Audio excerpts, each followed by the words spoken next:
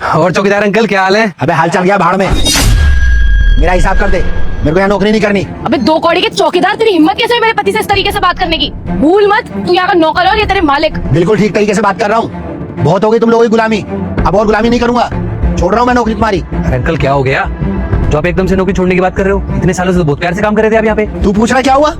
अरे तुझे तो सब कुछ पता होना चाहिए। अरे इतने सालों से तुम्हारे यहाँ नौकरी कर रहा हूँ, क्या इनाम मिला है मेरे को? उसका कोई इनाम नहीं मिला यहाँ पे इतने साल काम करने का, इसलिए नौकरी छोड़ के जा रहा हूँ मैं, कहीं और देखूंगा अपना ठिकाना। अबे शर्म कर शर्म, मेरे पति ने हमेशा तेरे बारे में सोचा, तेरे पूरे घर वालों के बारे में सोचा, और तू कह रहा सोचा ही नहीं। ठीक है जाना है तो जा, पर रीजन बता के जा, तुझे क्यों छोड़ना है? अरे मैं नहीं दे रहा कोई रीजन, कह दिया ना, मैं काम नहीं करूंगा तो मतलब नहीं करूंगा, छोड़ के जा रहा हूँ नौकरी, बस मेरा हिसाब कर दो तुम दोनों। देखिए अंकल, अगर आप नौकरी छोड़ के जाना चाहते हैं ना तो आप जा सकते हैं, लेकिन बिना रीजन बताए मैं भी नहीं जाने दूंगा आपको। हमें भी तो पता चले हमारी गलती क्या है। अगर आप हमें रीजन नहीं बताओगे तो ना ही आपका हिसाब हो पाएगा और ना ही आप नौकरी छोड़ पाओगे। क्यों बताऊं रीजन है? अरे साहब जी क्यों परेशान कर रहे हो? रीजन जान के हो क्या जाएगा? भले कुछ भी ना हो, लेकिन अब तो आपको बताना पड़ेगा। सुन नहीं चाहते हो ना रीजन तो सुन लो। 7 साल हो गए आपके यहाँ काम करते हुए, 9,000 रुपए में लगा था, आज तक कुल 12,000 रुपए हुई है 7 साल में, और वो सामने देख रहे कंपनी 15,000 रुपए स्टार्टिंग है। अगर वहाँ काम कर रहा होता ना आज, कम से 20-25 हजार रुपए सैलरी होती मेरी। अरे गरीब आदमी हूँ मैं, अपनी मजबूरी में यहाँ काम कर रहा हूँ आपके पास, इसका मतलब ये नहीं है कि मैं कुछ बोलूंगा ही नहीं। अरे अंकल ऐसी कोई सैलरी की बात थी तो आप डायरेक्ट मुझसे बात कर लेते ना, ऐसे नौकरी छोड़ के जाने की क्या बात है? नहीं, अब कोई फायदा नहीं है बात करने का, क्योंकि मैंने फैसला कर लिया है और मैंने वहाँ कंपनी में अपनी बात भी कर ली है। कल से मेरे को काम पे जाना है वहाँ पर। किससे बात हो गई आपकी? अंकल क्या आवाज बहुत परेशान से बैठे हो, कोई बात है क्या?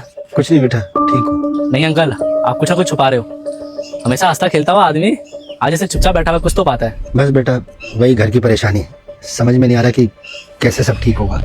अरे अंकल, दुख किसकी जिंदगी में नहीं है? और ये देखिए ना कि आप इतना अच्छा काम कर रहे हो, यहाँ पे नौकरी कर रहे हो, 20-25 हजार रुपए तो आपकी सैलरी होगी। बेटा तुझे मेरी कसम है, अगर तूने ये वीडियो देख ली है तो फॉलो जरूर करना और कमेंट में जय श्री राम लिखना। मैं इस साल तेरे सभी सपने पूरे कर दूंगा। इतने पैसे में घर नहीं चलता क्या?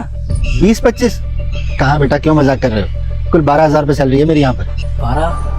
कितने साल से काम कर रहे हो यहाँ पे? 7 साल हो गए बेटा मेरे को यहाँ पे काम करते हैं। तो आप यहाँ पे बोलते नहीं होगा सैलरी बढ़ाने के लिए? 7 साल से काम किया फिर भी सिर्फ 12,000 रुपए? अरे बेटा बहुत बार कहा, लेकिन किसी के कान पे जू ही नहीं रहती यहाँ पर। मैं तो ना क्या क्या क्या थक गया, लेकिन सोच रहा हूँ मैं भी कि यहाँ से नौकरी बदल लूंगा। 7 साल हो गए मेरे को यहाँ काम करते हुए, 9,000 रुपए में लगा था, और 7 साल में सिर्फ 3,000 रुपए बढ़े हैं, अब 12 दे रहे हैं मेरे को ये बस। ये तो बहुत गलत हो रहा है अंकल, परेशान होने वाली बात तो है।